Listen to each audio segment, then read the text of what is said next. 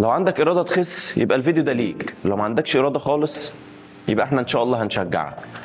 هنعمل سلسله فيديوهات عن التخسيس والتمارين في البيت وفي الجيم، والتخسيس من غير رياضه والتخسيس بالرياضه. يعني كل اللي محتاجه منك انك تركز معايا عشان نشجعك. لازم تعرف ان في طريقتين للتخسيس، طريقه بالتمارين وطريقه من غير تمارين. ايه الفرق ما بينهم؟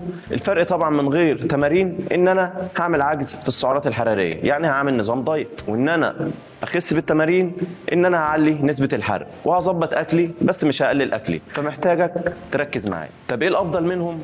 الافضل طبعا ان انا اخس بالتمارين. التمارين على الاقل هتشد جسمي، هتخلي جسمي فيه تناسق، هتخلي نسبه الحرق تزيد، فبالتالي جسمي هيقل الدهون وفي نفس الوقت هيبقى شكله حلو وجميل. الطريقه الثانيه اللي انا اخس بنظام دايت، جسمي هيخس بس مش هيبقى زي الرياضه، وهيبقى جسمي مش شكله مش احسن حاجه. فرشح لكم طبعا تخسيس بالرياضه. هنعمل سلسله فيديوهات عن التمارين في البيت وفي الجيم عشان اللي ما عندوش وقت. يعني هتتمرن في الجيم وهتتمرن في البيت لو ما عندكش وقت. كل اللي محتاجه منك انك يبقى عندك اراده. طول ما انت عندك هدف هتوصل له، فلازم تعرف انت محتاج ايه.